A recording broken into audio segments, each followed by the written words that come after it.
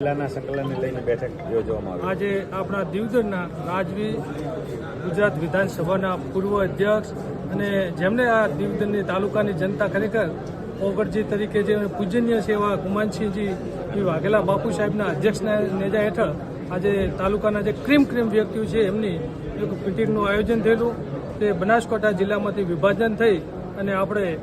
જેમને ઓગળજી તરીકે નામ પ્રખ્યાત છે, જે નેપાળના રાજા હતા રાજકુંવર એવા ઓગળજી મહારાજના નામથી આપણો જિલ્લો ઓગળ જિલ્લો સ્થાપિત થાય અને દીવદર તાલુકામાં એનો કાર્યરત બને। આજુબાજુના તાલુકામાંથી પણ ઘણા લોકો આવેલા હતા, સરપંચશ્રીઓ, ગામના સરપંચશ્રી, આગેવાન મિત્રો સાથે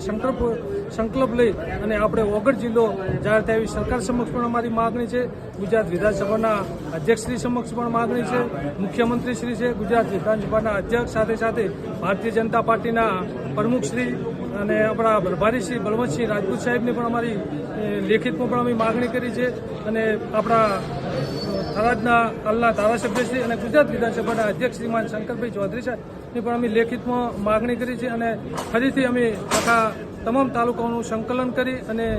રજૂઆત પણ કરવાના છે અને અમારી વાત સરકાર સુધી પહોંચતી થાય અને જે ભૌગોલિક દ્રષ્ટિએ જે દીવદર તાલુકો છે એ ઓગળ જિલ્લો બનવાના ઘણા કારણો છે। આપ જોઈ રહ્યા છો કે દીવદરની જનતા, દીવદર તાલુકાની પબ્લિક એકદમ સુખ શાંતિ અને સમૃદ્ધિવાળી છે અને ક્રાઇમની દ્રષ્ટિએ જોવા જઈએ તો એકદમ દીવદરની અંદર ઝીરો છે। આજુબાજુમાં 50 કિલોમીટરના એરિયામાં રહેતા લોકો પણ દીવદરમાં રહેવાનું વધુ પસંદ કરે છે અને સુખ શાંતિ અને સમૃદ્ધિવાળો તાલુકો છે અને જેમની આખી તાલુકાની આખી જિલ્લાની શ્રદ્ધા છે એવી ઓગળજી બાપજી ઉપર નામથી ઓગળ જિલ્લો જાહેર થાય એવી અમારી માગણી છે આજના